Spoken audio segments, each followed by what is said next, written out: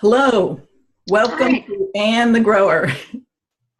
And this is my guest, Dr. Karen Tatum, who is an English professor, public speaker, and writer.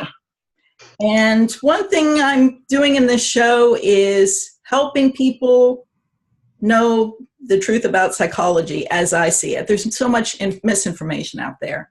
So today we're going to be talking about many things, but one of my favorite topics is illness and how our souls communicate through illness. So Dr. Karen Tatum, welcome. Thank you. Thank you for having me. This is a great forum and message. So thank you. My pleasure. And tell us more about yourself. Well, I've been an English professor, teaching literature and composition mainly last 20 years. And I specialized in feminist theory and the Victorian novel. And at the time, I actually had wanted to do my dissertation on the fact that Zelda Fitzgerald had eczema, but literature and medicine, medical humanities wasn't really in academia much, and so they pushed me towards doing something more literary, as they put it. So that's okay. I mean, I was interested in domestic violence in the Victorian novel, which is what my early research was on. But once I got secure in a job, I revised my work on Zelda and published it in 2010, and then started revising my own memoir, which also deals with the psychological and social effects of chronic skin disease. And so that's the work I've been most happy about, and my personal experience kind of led me down that path, trying to figure out why this supposedly superficial skin disease seemed to have had such a tremendous psychological effect on my life and my interactions with other people, was what I was trying to figure out. Wow, good for you for trying to figure it out. Because I run into so many people who tell me it's just a physical problem, that's it, end of story. And that's one of the pieces of misinformation that I want to bring to people's attention, because to me, an illness is only physical if we are only physical, but we're not. We're emotional beings. We have a mind. We have a spirit. And all of those are communicating through our illness as well as our physical bodies. So bravo that you're paying attention and wanting to figure out why this is in my life. Yes, thank you. Thank you. Luckily, literature, and I was able to go to graduate school, thankfully. So that helped inspire me also. And I'm glad you brought up literature. Of course, it's your field, but to me, literature can be seen in the body's self-expression. Yes. It's telling a story, just like an author tells a story. And Yes. Are we listening to that story, just like an astute student of one of yours, perhaps, that is looking for what the author's trying to communicate here through all the twists and turns of the story? Same thing, our souls through our illnesses. There's a story there. Yeah, and thanks for making that connection, because that was exactly the thesis of the article I published in the Journal of Medical Humanities in 2010, trying to examine Zelda's literary language, and Elizabeth Bishop, modern American poet, and John Updike, modern American author. They were very good examples of literary authors who had chronic skin disease, and I was convinced that there was some way they were expressing that in their literature. So I was trying to find a way, a code, or a method of analyzing the symbols they used to convey their experiences with skin disease. So, what did you discover? Well,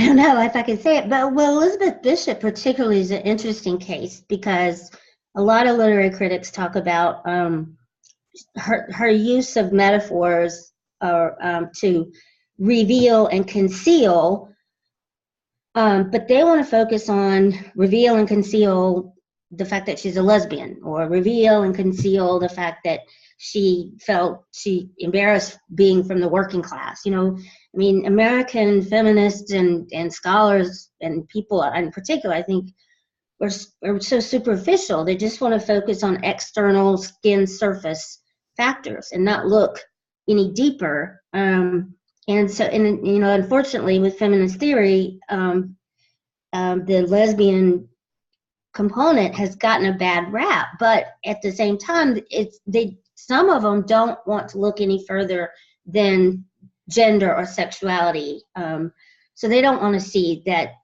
Elizabeth Bishop is also conveying in these same metaphors the pain, the physical pain of itching and being in a freezing cold winter in Canada while she's got these cracks all over her, you know, and she's a little girl about 10 years old, which is a key age for anybody, but especially for, you know, a girl entering puberty and dealing with the negative self-esteem issues.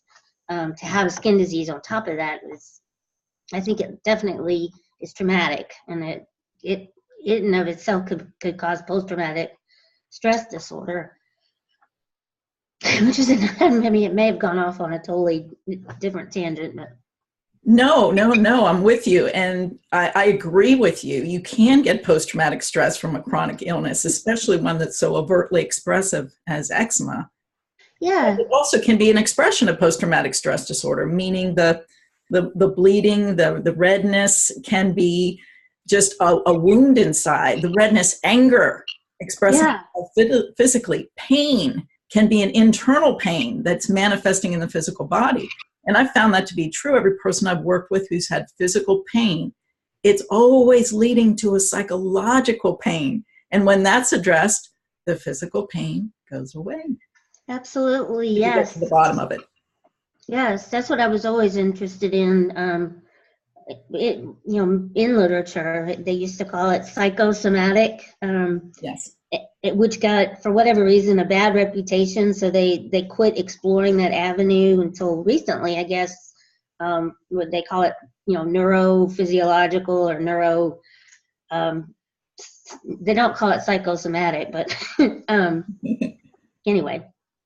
They have a lot more evidence too, or I guess ability to study the brain and the connection between the nervous system and emotions and health. So, well, it's interesting. The change of a name is just a superficial change, and this is what I've found with skin problems. It's the most superficial part of our body, so it's getting us to look at appearances. mm-hmm. How do we view appearances? Are we looking beneath the surface? Is there appearance that we're not seeing clearly that our body's trying to usher us into? Yes, yes. I mean, even I think adults who have had a chronic skin disease start to recognize fairly early on that the illness is a response to their emotions. That I think that there's recognition of this kind of vicious cycle. It's not just environmental causes for flare-ups, but also emotional, you know, and Zelda recognized that, and Updike also, and I did too, but I was trying to find a way to describe it, a way to explain it. So, you know, I had to find the words that would help explain it so that I could understand the psychological origins and, you know, try to ease the flare-ups that way. So I just, for a long time, I felt frustrated that I didn't know how to explain it. And I thought if I could explain it, then I would be able to stop the cycle. I don't know if I haven't done that yet, but. Well, it also brings to mind the struggle a body has, not having words. It just has physical expression to say what needs to be said. And I'm thinking about a friend of mine who was in a dog training class with her husband. And they had to each at one point pretend they were the dog trying to communicate what they needed. So they weren't allowed to use words. They could rub, they could bark, they could whatever, but they needed to get across various messages. And how hard it was hilarious. She told me about it and how difficult it was to convey a message, even to someone they know very, very well. Well, our bodies are in the same position. They only have physicality to express what they want to say. Right. So what do when they're just so sad about how they're being treated? And most people don't treat their bodies well. They're not looking to get the very best food and be eating in a relaxed setting and chewing thoroughly and drinking liquid and not cutting down on the alcohol, that sort of thing, cutting down on the alcohol. So a body in grief oozes, cries, tears come, congestion, build up of fluid anywhere in the body is a sign that there's grief there. Yeah. As I've already mentioned, anger, there'll be redness, swelling, inflammation, which is the hot term on so many of these health shows now, a body that's inflamed, which is the very word means anger. Right. How much rage we have in our bodies, that our bodies, I can't take it anymore, and are trying to express that rage. Exactly. One woman she was an artist, and she had a bowel disease. And I asked her to do it with her artwork, just express what her intestines were saying. Well, she almost entirely the color red in all different shades. It was so clear how much rage was in her intestinal tract that was being expressed. Well, yeah, Zelda's paintings are the same way. They're you could see clearly the ones of natural landscapes are all very cool, calm colors that no red at all. And then she has these other drawings she did, like of some of the Alice in Wonderland characters or biblical scenes, and the red is just, makes you see green because it's just too much. So it's interesting that when she was relaxed and calm, I think she was trying to express that also, the rage in her body, what it looked like when it was flared up versus when it was calm and relaxed and comfortable, Yes.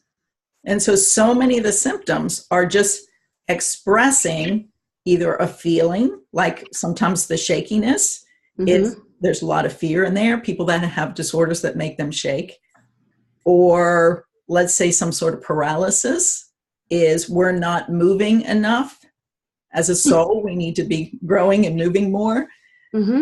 So many things that our body is expressing. When you have too much of a chemical, for example, in your body, how are we too much?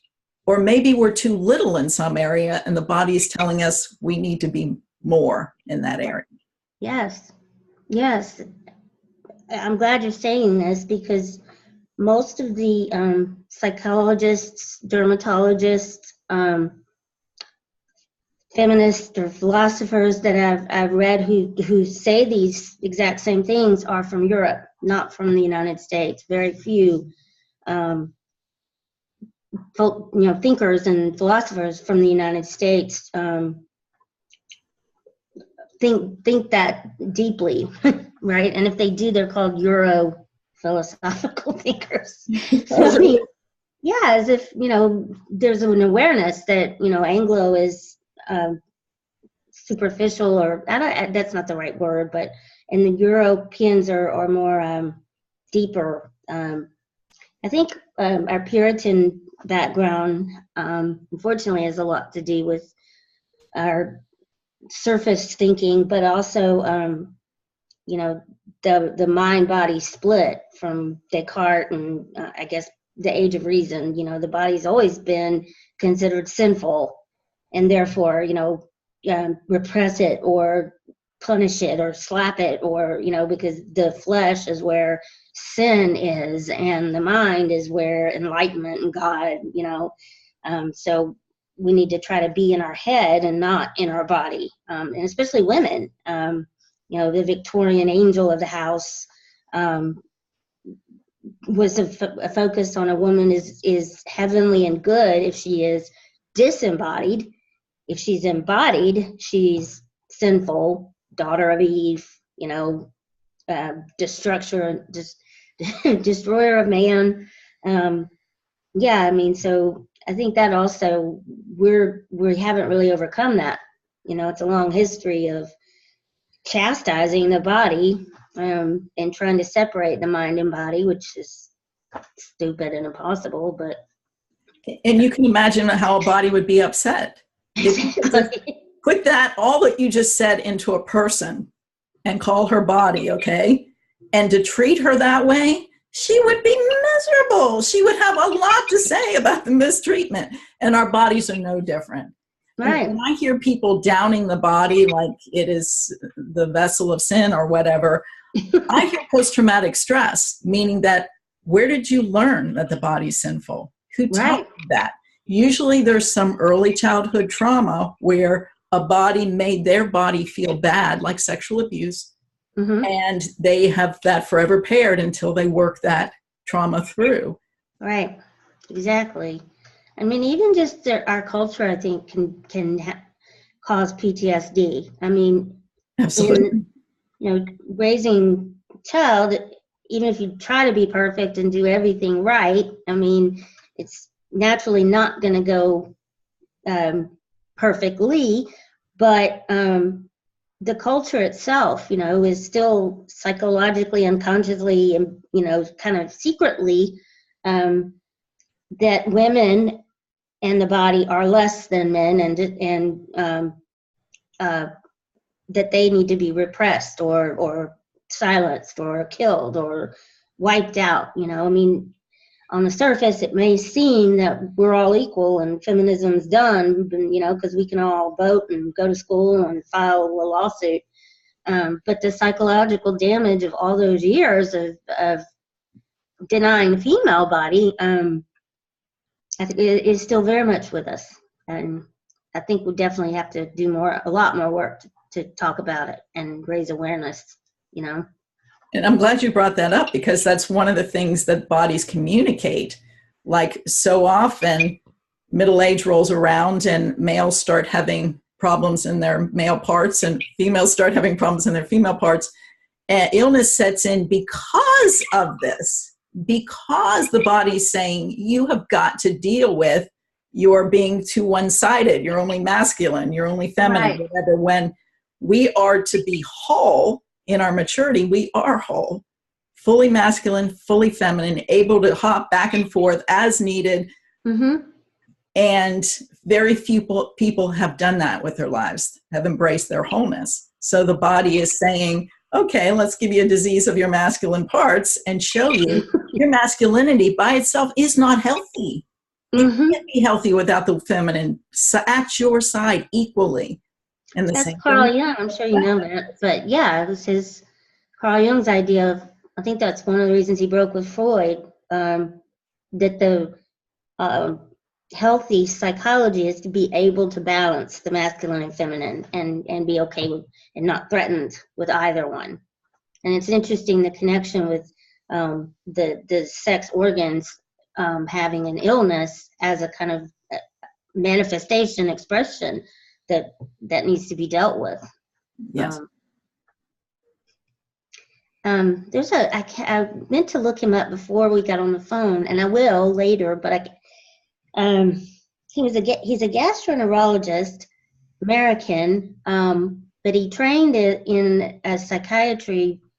He did a residency in psychiatry, and now I can't remember his name, but he came up with stress illness, particularly in with stomach disorders, because he kept seeing a bunch of middle-aged patients with stomach problems, and he did all the regular tests and didn't find anything wrong with him. So he started thinking and talking to them about what was happening in their lives, which is rare for a doctor these days. They don't have time. Right. Yeah, and I'm not getting paid for that. Health insurance will pay for it. But I wish I could remember the name of the book, but I would definitely get it to you. Because he was able to help these people by recognizing that the bloating started when you had to go back and take care of your mother, for example, 2 years ago. So now every Christmas anniversary of that instance, you get irritable bowel syndrome. You may not be able to see it physically or blood tests or anything, but I think we have to, in medicine and in life, start taking a holistic view. Because as you said last week, human beings are multidimensional. We have spiritual, intellectual, emotional, physical parts, and not one can dominate the other. Not one's more important than the other. They all they have to work together. I think, especially in the United States, with all the technology advancements, medication advancements, we still have the highest rates of depression, anxiety, illness, heart disease, obesity, because I think we still are so specialized and segregated and one-track minded in our healthcare. One doctor for the heart, one doctor for the liver, and nobody's communicating. So. Absolutely. I agree. That's why I was glad to meet you. To meet other people, who are thinking this way and feeling this way, because it gets very lonely and frustrating easily to feel like you're the only one, saying this, not knowing where your people are. Yeah, and when I hear people say you live in the most advanced country in the world, I say, in what areas? Because technologically, we've gone just strides ahead of a lot of countries, but my goodness, psychologically, we don't know that the soul is communicating through every aspect of our lives, every aspect of our being, and we're just looking at the surface, the skin of something, and saying it's in your liver, therefore it's a liver problem. Go over there. Showing, the liver is detoxing organ, that we've got a lot of detoxing to do, and not just physically, but emotionally and mentally. Absolutely. Yes.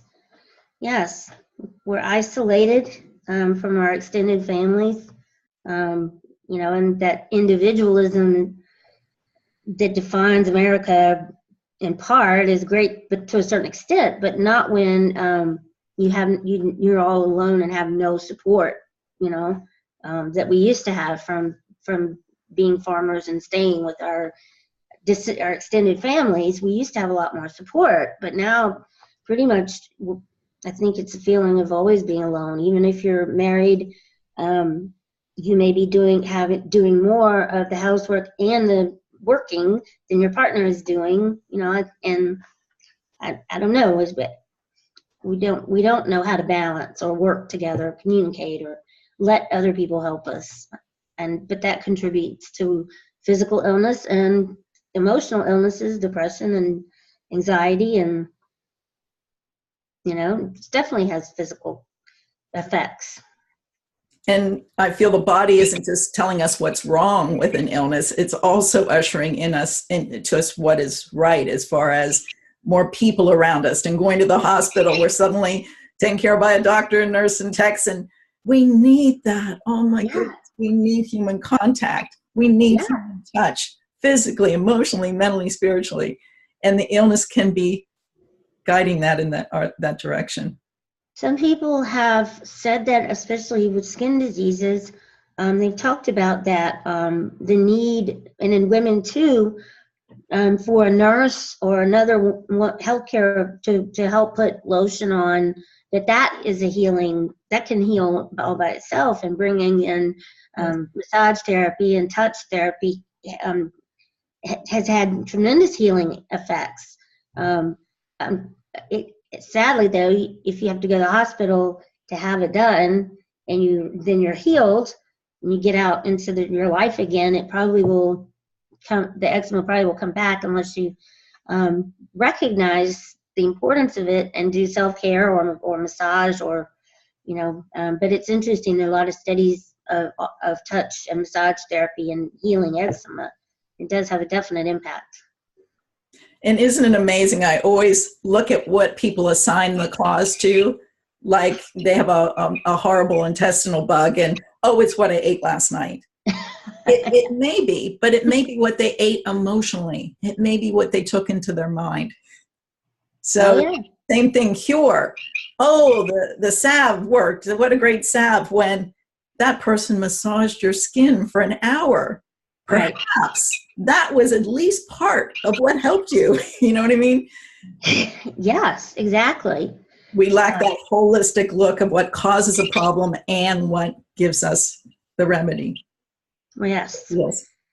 And it's hard for, I think, the general population to keep that in mind and practice it if the healthcare system isn't also supporting that, raising awareness, and it's definitely, I think, a mutual process, the healthcare system has to allow that holistic approach, and people have to ask their doctors for that, um, And sometimes I think a skin illness is an expression of the superficial of our culture. It mhm, is a wound. It's absolutely. wounding us. It's hurting us. And the body's trying to make a general statement to anybody who looks at it. This is not working. We as a people need to go deeper. We need to Yes. look at our emotions. We need to look at our beliefs. Like so much in an illness too is belief. Like if we Mhm. think our body is bad and guilty and sinful, it'll start showing the punishment of that belief system. We'll punish ourselves because Yes. we have physical feelings when that's Yes. only natural. Well, yeah, I think our issues with race and gender and class um, could also be resolved by this effort to look deeper.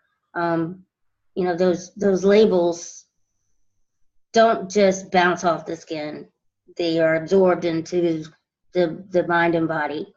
Um, a lot of Irving Goffman, sociologist, I'm sure he made that point in his book Stigma in 1966. A lot of psychologists and philosophers have made the same point that to heal physical illness and mental illness, you have to go deep to wherever the origin of the problem is and bring them together. To be labeled pejorative labels of race or gender, um, it does hurt and it does penetrate to the soul and the bone, you know.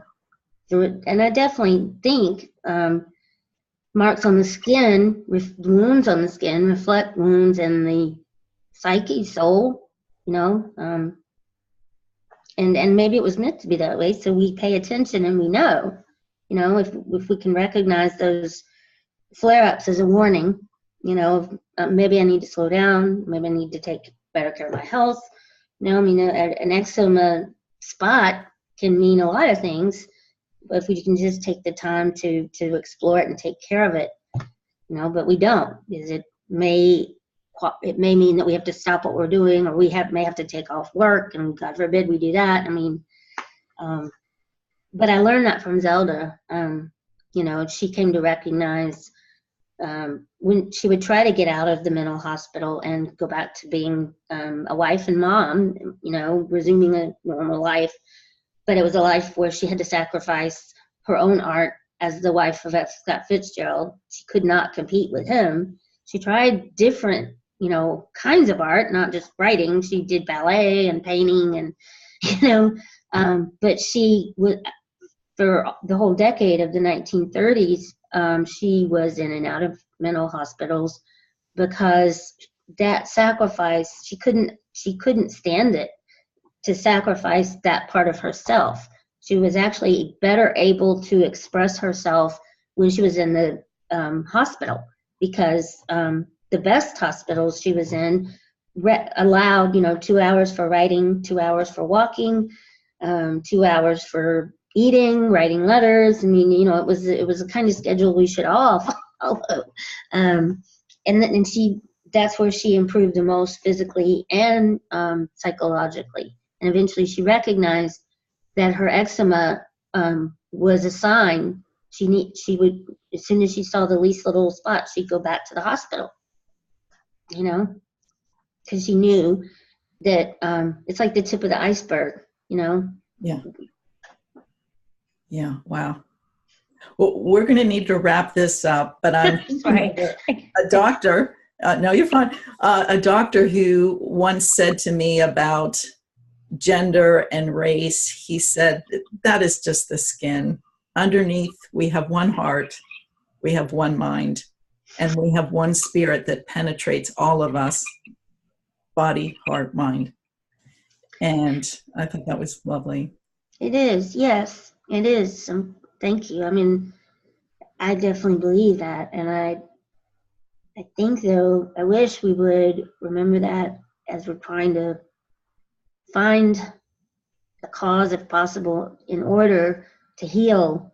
You know, the issues we have with race and gender, and going deeper. I definitely think is the key to healing it. I agree. And I just want to encourage listeners to, whatever trauma might be going on, whether with physical illness or anything else, to listen to your soul. Mm-hmm. There's something very important to say. And thank you so much, Karen, for joining us today. Thank you. Thank you for doing this. And I love your work. Thank you. Thank you. Bye for now. Bye.